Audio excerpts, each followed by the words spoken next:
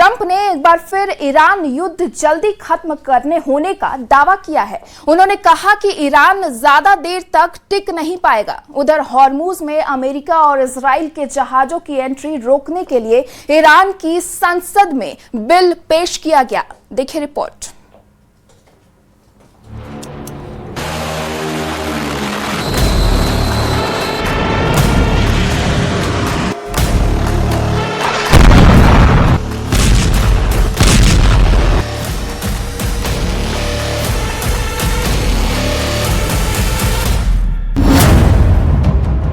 Trump को क्यों लगता है कि ईरान कमजोर हो गया है, जबकि ईरान ने ट्रंप की एक बात भी नहीं मानी? ट्रंप बार बार क्यों कह रहे हैं कि ईरान ज्यादा देर टिक नहीं पाएगा, जबकि हॉर्मुज अभी भी ईरान के कंट्रोल में है? ट्रंप बार बार डेडलाइन क्यों दे रहे हैं, जबकि ईरान ने हर बार अमेरिका की डेडलाइन को मानने से साफ इनकार कर दिया?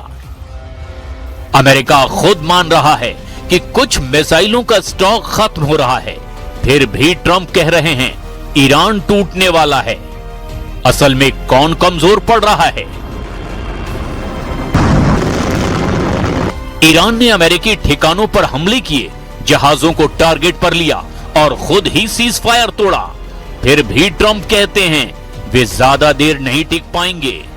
यह आत्मविश्वास है या ट्रंप का आशावाद?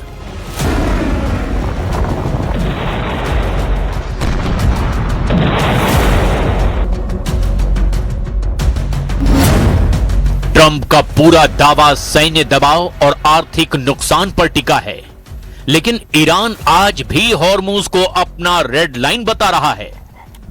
तो दबाव काम कर रहा है या नहीं? अगर ईरान सच में थक चुका है तो वो परमाणु मुद्दे पर रियायत क्यों नहीं दे रहा? ट्रंप की सबसे बड़ी डिमांड अभी भी अधूरी क्यों है? ट्रंप कहते हैं कि जंग जल्द खत्म हो जाएगी क्योंकि ईरान टिक नहीं पाएगा, लेकिन इतिहास देखें तो ईरान ने पहले भी लंबे दबाव झेले हैं। इस बार क्या अलग है? We had oil down to less than two in many places like Iowa. Oil was down to gasoline was down at numbers that people hadn't seen in years. $1.85, $1.95. So it passed Tuesday. I was in Iowa at a stop, and we had $1.95, another one $1.85 a gallon. And we'll see those days pretty soon again, based on everything I see, as soon as the war ends. And I think it's going to end pretty soon. I don't think they can go much longer. Yeah, please. Trump पिछले कई दिनों से एक ही संदेश बार बार दोहरा रहे हैं, deal करो या नतीजे भुगतो।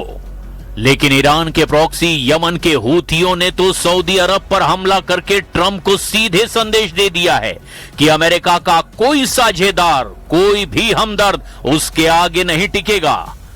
डील अमेरिका और ईरान की होनी थी, लेकिन डील सऊदी अरब, तुर्की और पाकिस्तान में हो गई।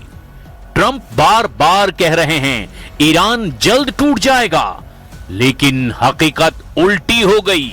जहां अमेरिका ईरान डील अटकी हुई है, वहीं सऊदी अरब, तुर्की और पाकिस्तान ने एक नया सुरक्षा गठबंधन बना लिया है। ये गठबंधन साफ संदेश दे रहा है कि मध्य पूर्व के देश अब सिर्फ अमेरिका के भरोसे नहीं रहना चाहते। सऊदी क्राउन प्रिंस, तुर्की के राष्ट्रपति और पाकिस्तान के प्रधानमंत्री ने जेद्दा में एक संयुक्त रक्षा समझौते पर हस्ताक्षर किए हैं, जिसमें कहा गया है कि तीनों देशों में से किसी एक पर भी होने वाले किसी भी सशस्त्र हमले को उन पर भी हमला माना जाएगा।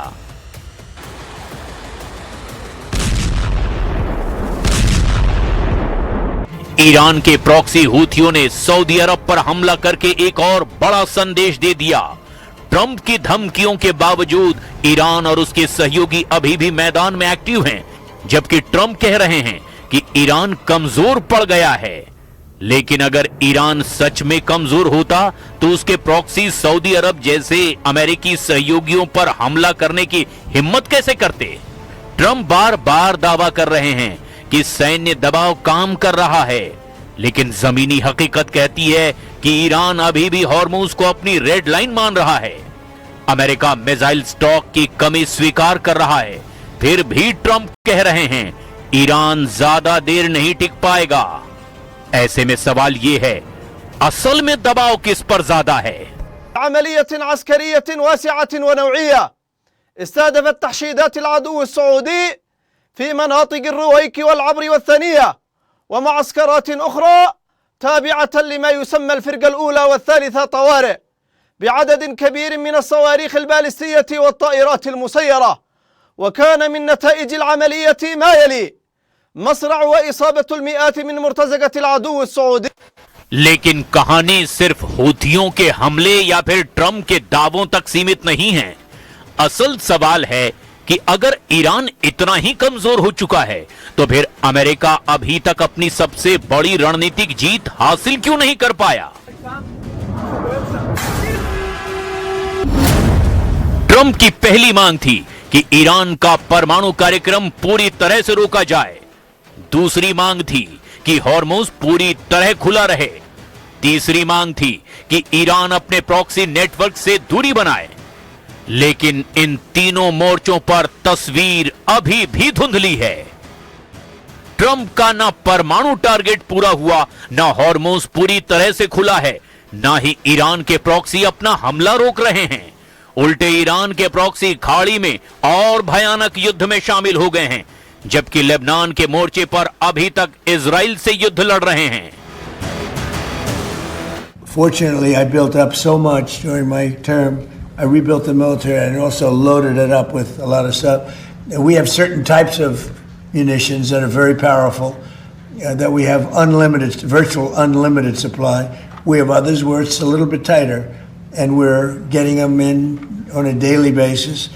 As you know, our defense companies are building more plants right now than at any point in history. They're building plants for the Patriots, for the Tomahawks, for everything.